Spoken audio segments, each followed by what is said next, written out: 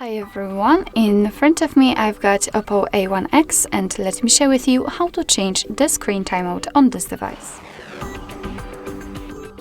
So if you don't want your device to black out that fast, just like in my case at the very beginning of this video, you have to enter the settings. Then let's scroll down and tap on the display and brightness. And here we have to scroll down until we will find the auto screen off. Let's enter. And as you can see here, we've got more options from which we can choose. So we've got relatively short options like 15 or 30 seconds, or 1 to 5, 10 or 30 minutes. So currently I've got 30 seconds option applied. As you can see, this option is marked. And basically all you have to do is to simply tap on the option like to use. So I will pick 5 minutes.